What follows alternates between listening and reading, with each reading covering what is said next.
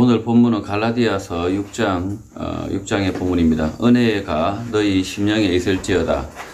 은혜가 너희 심령에 있을지어다. 이렇게 바울 사도가 편지의 마지막 당부를 하고 있습니다. 오늘 갈라디아서 6장은 편지의 마지막 부분, 바울의 마지막 당부입니다. 바울은 율법이 아니라 은혜, 예수 그리스도를 믿는 믿음, 예수 그리스도의 말씀으로만 하나님 나라를 이어받을 수 있다라고 가르치고 있습니다. 1절, 형제들아, 사람이 만일 무슨 범죄한 일이 드러나거든 어떻게 하라라고 예고를 합니다. 아직 범죄가 일어나지 않았지만 성도 가운데 범죄한 사람이 나오거든 이렇게 대처하라는 것입니다.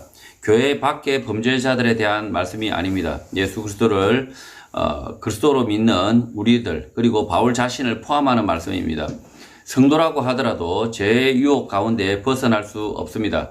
죄의 유혹에서 완전히 벗어나 죄짓지 않는 사람, 죄에 대하여 경계를 할 필요가 없는 사람은 없습니다. 모든 사람은 삶이 끝날 때까지 죄짓지 않기 위해서 경계를 해야 합니다. 그러나 긴 세월을 살다 보면 죄를 지을 수 있습니다. 그 죄가 교회 가운데, 성도 가운데 드러난다면 교회는 이렇게 하라는 것입니다. 교회는 이렇게 하겠지만 죄 지은 당사자, 죄가 드러난 당사자는 어떻게 해야 합니까? 당연히 즉각 죄의 책임을 지고 돌이키고 회개해야 합니다. 교회 안에서 죄가 드러나지 않았다면 개인적으로 조용히 회개하고 돌이키면 됩니다. 자기 죄를 동네방네 떠들고 달릴 필요가 없습니다.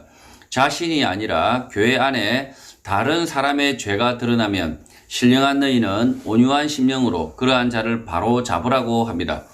조용히 모른 척 하지 말고 공개적으로 회개하도록 촉구하라는 것입니다. 이미 드러난 죄에 대하여 모른 채 하면 많은 사람들이 같은 죄를 지을 위험이 있기 때문입니다. 또 다른 사람의 죄를 고치라고 촉구하는 사람, 너도 너 자신을 살펴보아 시험을 받을까 두려워하라라고 가르칩니다. 지금 교회 안에 다른 사람의 죄에 대하여 훈계를 하고 있지만 너 자신도 같은 죄에 빠질까 두려워하라, 경계를 하라고 가르치는 것입니다. 그 누구든 죄의 유혹에 빠질 위험이 늘 상존하고 있고 죄에 빠지면 조용히 부패를 하기 때문에 늘 경계를 해야 하는 것입니다. 이 땅에서 죄 짓지 않고 사는 사람은 아마 죽은 사람일 것입니다.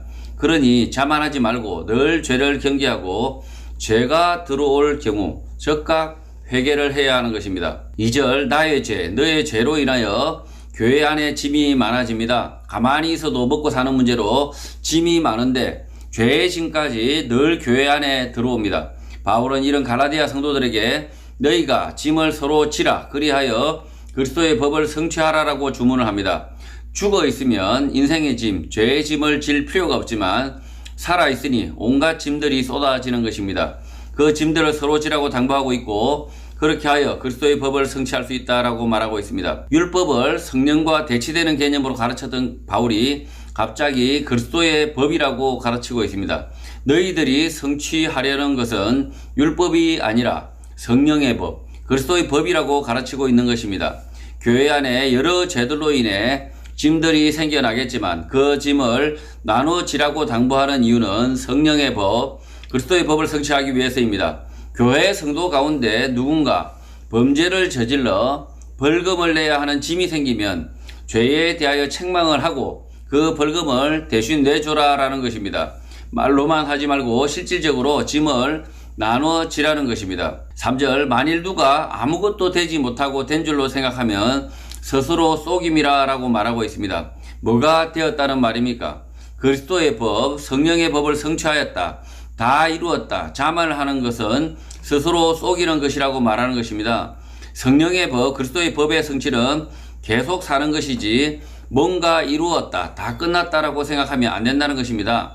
말씀을 다 배웠다, 다 깨달았다라고 생각하고 하산을 해야겠다고 결심하면 안 되고 끊임없이 예수 그리스도의 말씀을 생각하고 그 말씀대로 살려고 노력해야 한다는 것입니다. 마찬가지로 우리가 이렇게 짐을 나눠지라 라고 했을 때 나눠지지도 않으면서 이렇게 진 것처럼 이렇게 행동하면 안 된다는 겁니다. 교회가 실제적으로 이 성도들의 아픔들에 대해서 성도들의 잘못에 대해서 짐을 나눠지고 있느냐? 전혀 그렇지 않다는 겁니다. 그래서 바울 사도가 이렇게 지적을 하고 있다는 거죠. 예.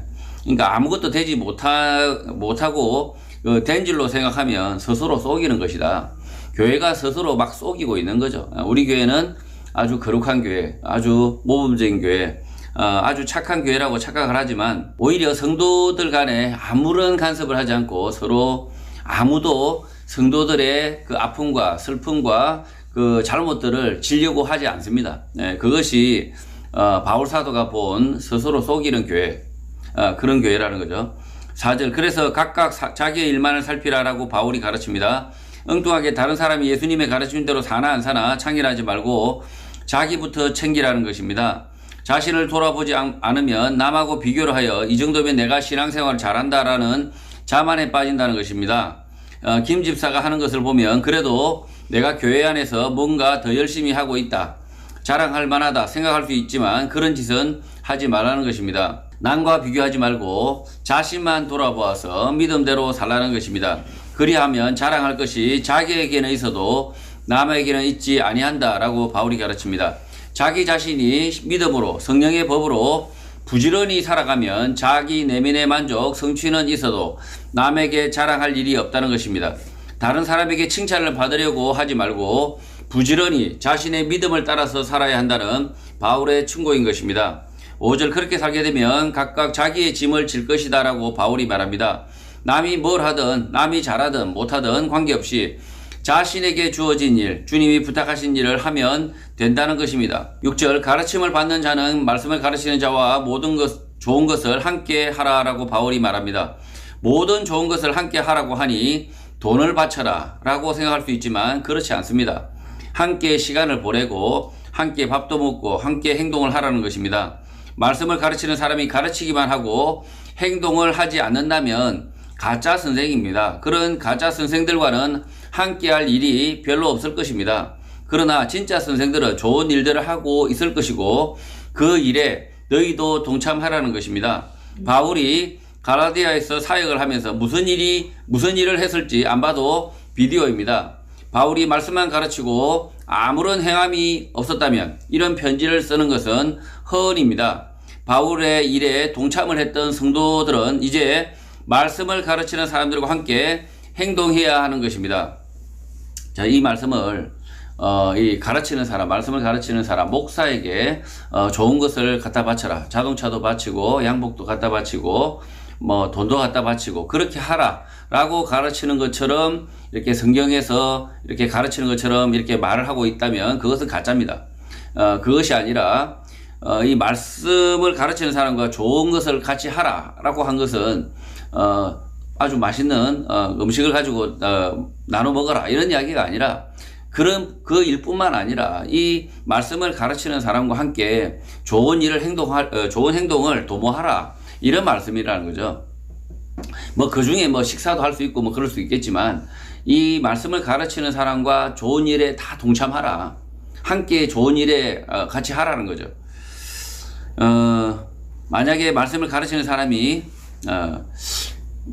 감옥에 갔다. 좋은 일이 아니잖아요.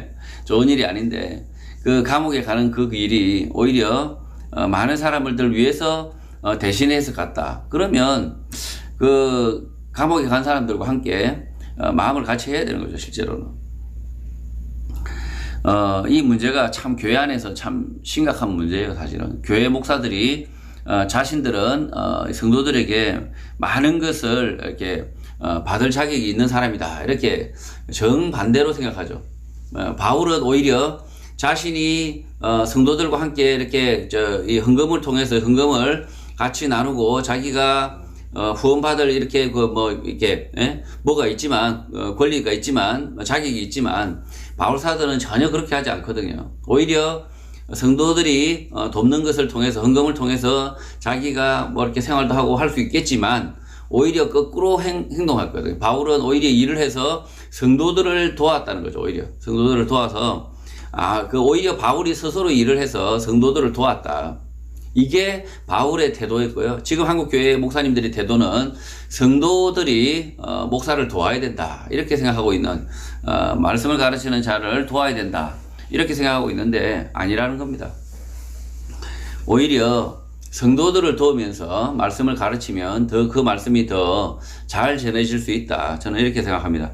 7절 바울은 스스로 속이지 말라라고 말합니다. 아무것도 하지 않으면서 제대로 일을 하지 않으면서 마치 자신이 무슨 일을 한다고 자랑하지 말라라고 말합니다. 과대 포장을 하는 사람, 쇼를 하는 사람에 대하여 경고를 하는 것입니다. 오늘 한국의 정권을 보면 늘 무언가를 한다라고 과장, 쇼를 자주 하고 있지만 실질적으로 하는 것은 아무것도 없어서 국민의 삶이 더욱 고통으로 빠져 들어가고 있습니다. 개인도 뻥치지 말아야 하지만 국가도 마찬가지입니다.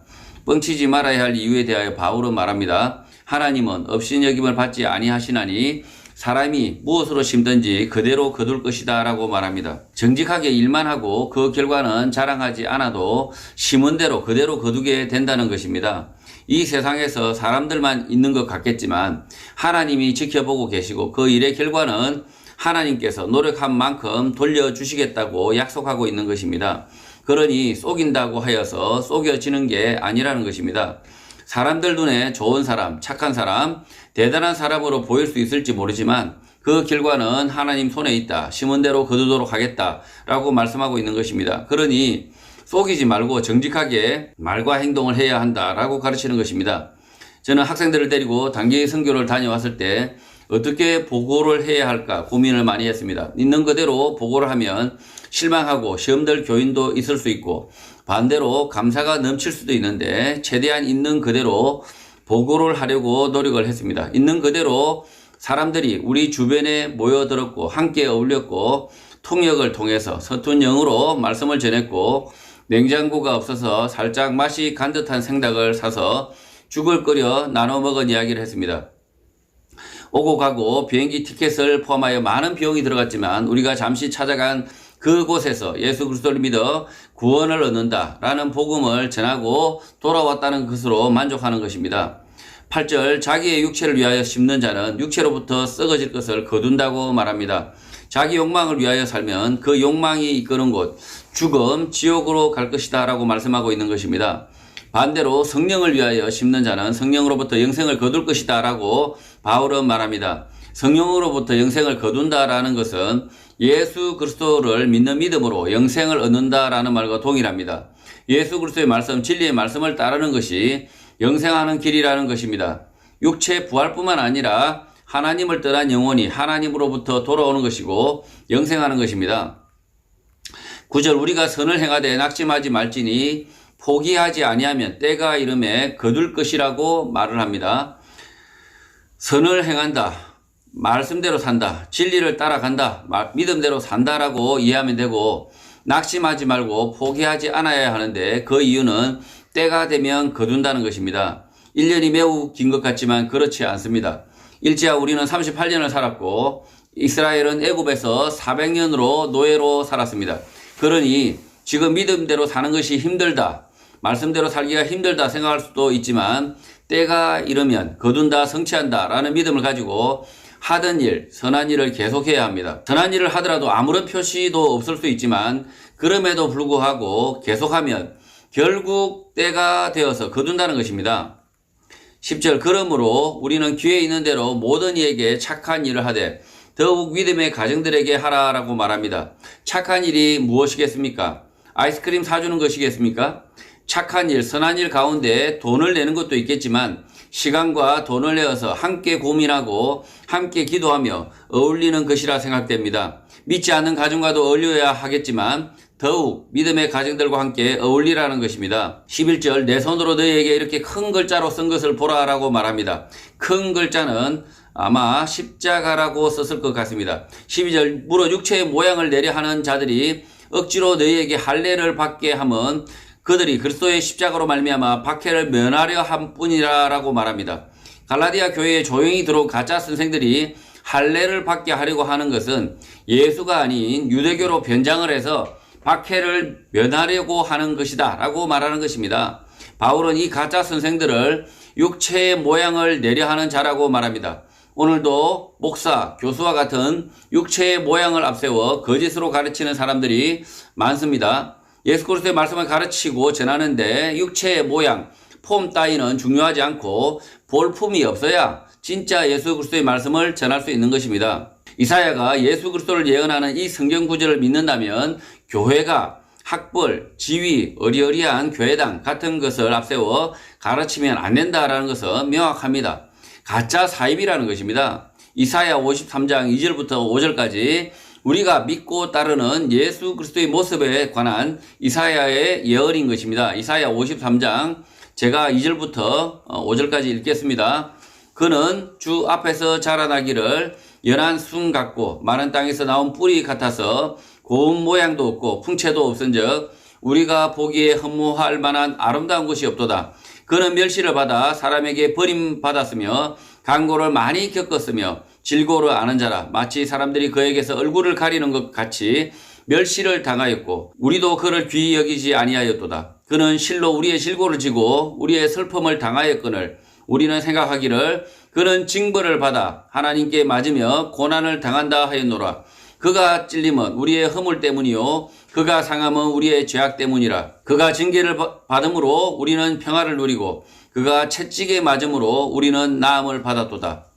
예수를 믿는 우리들은 겉으로 드러나는 이미지, 분위기, 바울이 말하는 육체의 모양을 내려는 짓이 거짓으로 들어가는 입구, 지옥이라는 지옥으로 가는 입구라고 믿고 버려야 하는 것입니다. 우리는 눈으로 보는 것을 쫓아가는 것이 아니라 눈으로 보지 못하는 것들을 쫓아가는 사람들, 예수 그리스도의 말씀만을 쫓아가려는 사람이 되어야 하는 것입니다. 저희가 계속해서 이렇게 자꾸 이렇게 그런 유혹이 있어요. 겉으로 드러나는 것에 대한 유혹.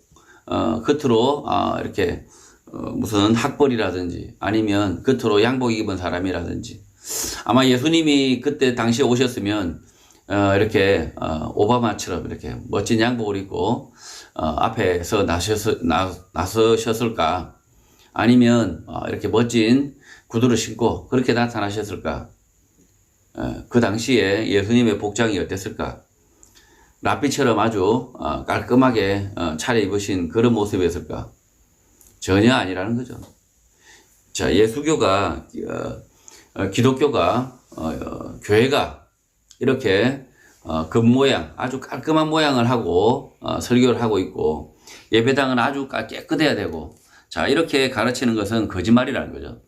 오히려 교회가 오히려 저는 국밥집처럼 조금 지저분해 보일 수도 있겠지만은 오래된 국밥집처럼 아주 어떤 사람들이라도 편안하게 찾아올 수 있는 그런 모양새를 갖추고 있어야 되고 목사도 마찬가지로 어떠한 사람도 그와 친구할 수 있을 정도의 그런 이렇게 모양새를 갖추고 있어야 된다. 저는 그렇게 생각합니다. 바울이 가르치고 있는 이 바울도 똑같다는 거죠. 실제로는 오히려 바울이 배운 사람으로 또 바울이 많이 배운 사람으로 이렇게 만약에 이렇게 있는 채 그다음 배운 채 그다음에 뭐 뭔가 격식이 있는 채 했다면 바울이 이런 말씀을 과연 할 수 있을까? 저는 아니라고 생각하거든요. 그래서 교회의 진짜 모습은 진짜 우리 일반 평범한 그 사회의 가장 평범한 중산층 그러니까 오히려 중산층보다 오히려 더 하위층 그래서 정말 있는 채 하지 않는 배운 채 하지 않는 격식이서하고 이러하지 않는 것이 바람직한 교회다. 네, 저는 그렇게 말씀을 드리고 있고요.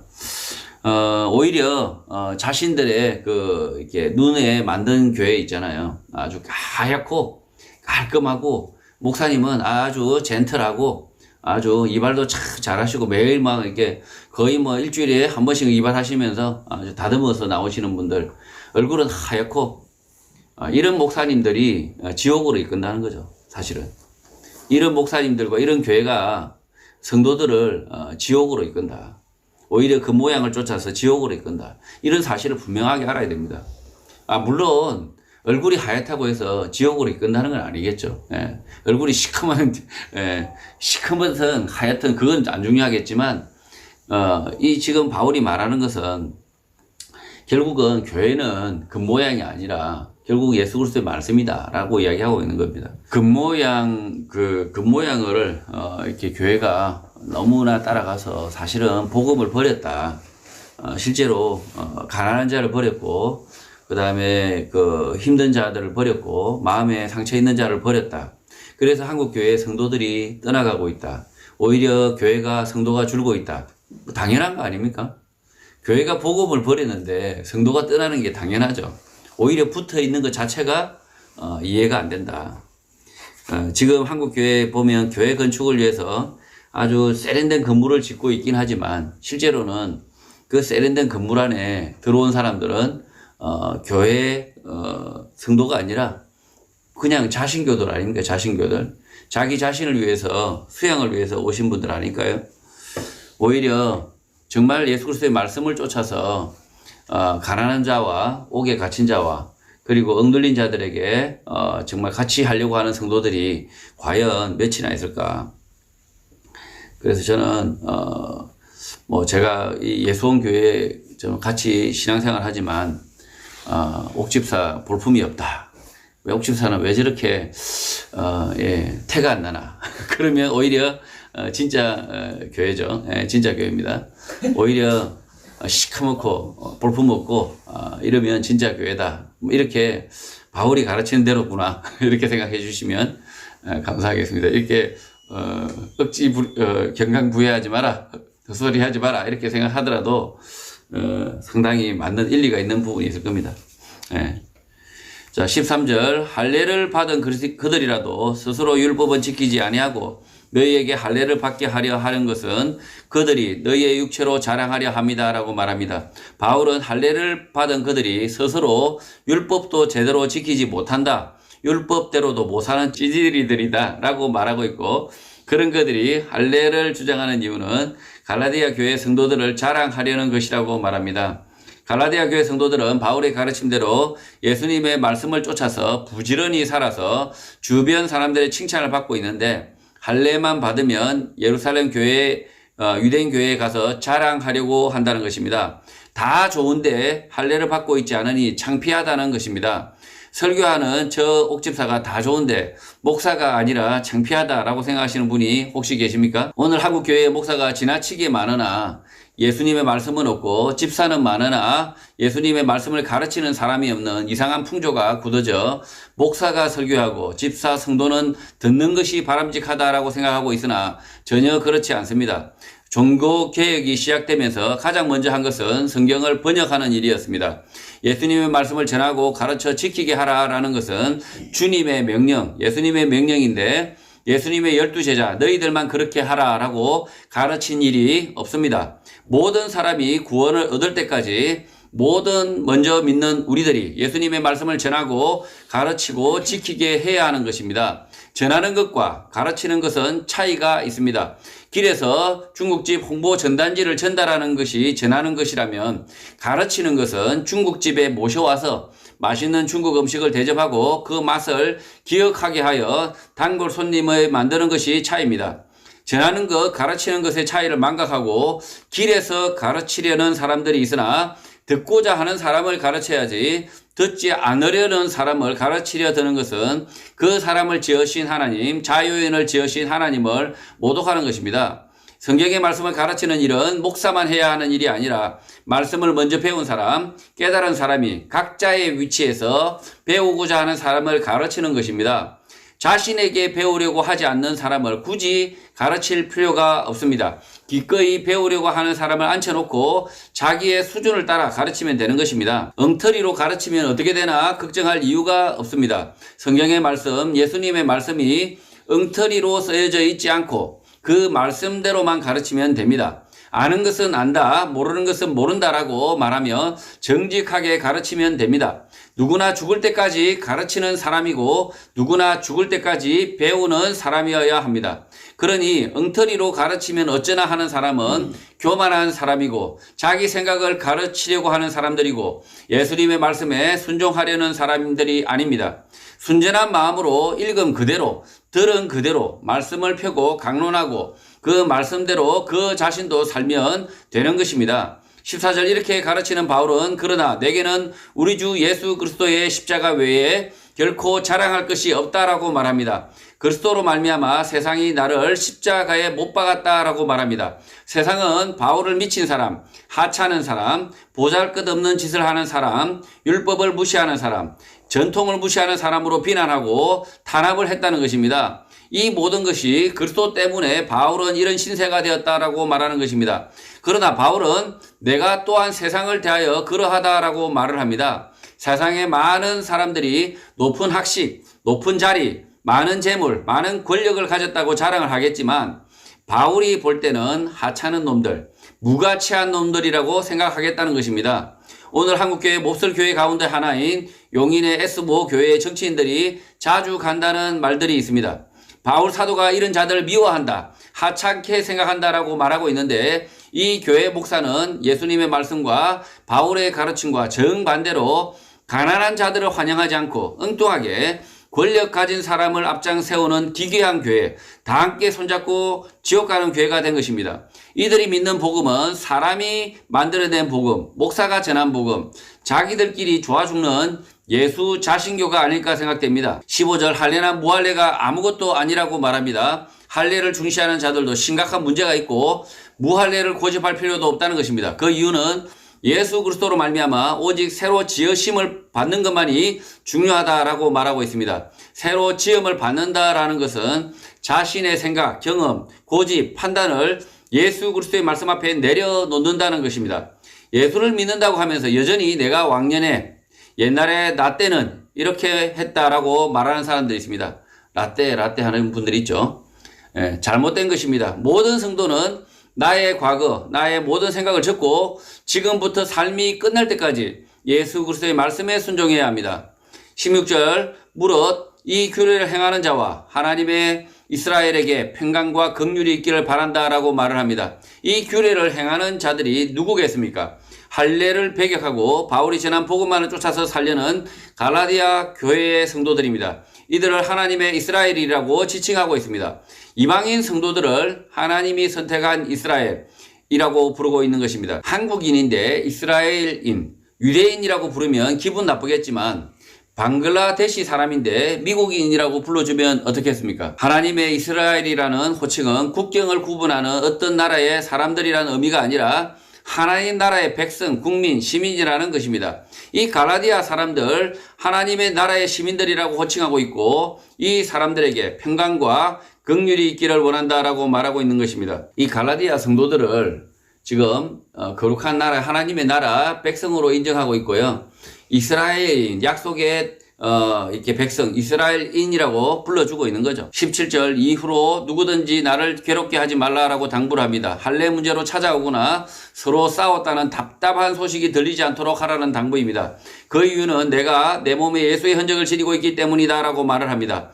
중의적인 표현입니다. 바울은 현재 병을 앓고 있다는 표현이고 이 병은 예수 복음을 가르치고 지키려다가 생겨난 병이다라고 말하는 것입니다. 그리고 나는 이미 예수 복음을 가르치고 지키려다가 사람들로부터 많은 상처를 충분히 받았으니 안 좋은 소식을 전하지 말아 달라는 부탁입니다. 18절 바울의 갈라디아 성도를 향한 편지는 매점을 합니다. 형제들아, 우리 주 예수 그리스도의 은혜가 너희 심령에 있을지어다. 아멘. 갈라디아 교회 성도들을 자신의 형제라고 호칭을 합니다. 지금 한국 교회에서 형제, 자매가 매우 자연스러운 호칭이지만 로마 당시의 유대인인 바울이 이방인 갈라디아 교회 성도들을 형제라고 부르는 것은 매우 어려운 호칭입니다. 반일을 선동하는 한국인이 일본인을 형제라고 부르는 것과 같은 것입니다. 그러나 바울은 이 이방인 갈라디아 교회 성도들을 형제라고 부르고 있고 우리 주 예수 그리스도라고 말하고 있습니다. 우리 주 예수 그리스도, 이것은 바울의 신앙 고백이자 갈라디아 교회 성도들의 믿음의 고백인 것입니다. 혼자서 예수를 그리스도다, 나의 삶의 주인이다 라고 말하지 않고 여러 사람이 모여 같은 신앙 고백을 한다는 것입니다. 예수 그리스도의 은혜가 너희 심령에 있을지어다. 아멘으로 편지는 끝이 납니다. 예수 그리스도의 말씀 진리가 너희 심령에 있을지어다 라고 하지 않고 은혜가 너희 심령에 있기를 바란다 라고 말하는 이유가 무엇입니까? 바울 자신이 갈라디아 교회 성도들과 함께 있지 않기 때문이고 그곳에 갈 수 없기 때문입니다. 그래서 예수 그리스도의 은혜가 너희 심령에 있기를 바란다라고 마무리를 하는 것입니다. 이 은혜는 말씀을 읽는 자리, 말씀은 듣는 자리, 말씀을 앞에 두고 토론을 하는 자리를 말합니다. 은혜라고 하니 입학, 돈, 재물, 권력, 승진, 건강, 행복을 생각할 수 있지만 그렇지 않습니다. 예수 그리스도의 말씀을 읽고 듣고 생각할 수 있는 그 자리가 은혜의 자리인 것입니다. 들어야 믿음이 생겨나고 들어야 진리를 알 수 있기 때문에 진리를 알아야 그 말씀대로 살 수 있기 때문에 삶 속에 은혜가 필요한 것입니다. 성경에서 우리가 잘 알고 있는 은혜의 사람이 있습니다. 아브라함입니다. 이 아브라함은 은혜를 입은 사람, 은혜를 받은 사람인데 하나님이 이 아브라함을 찾아갑니다. 하나님이 목사, 교사, 사도, 선지자, 왕 같은 사람을 보낸 것이 아니라 직접 찾아갔습니다. 하나님은 아브라함에게 찾아갔고 말씀을 하셨는데 그것을 은혜라는 것입니다. 은혜를 받은 사람 아브라함은 결국 가만히 있다가 믿음의 조상이 됩니다. 하나님의 말씀을 듣는 은혜를 누렸기 때문에 믿음의 조상이 된다는 것입니다. 지금 여기서 바울이 마지막으로 갈라디아 성도들에게 당부하는 것은 이 은혜가 너희들에게 10년 가운데 있을지어다라고 이렇게 간절히 이렇게 기도를 하고 있습니다. 그런데 이 말씀 은혜를 마치 은혜하면 어떤 겁니까?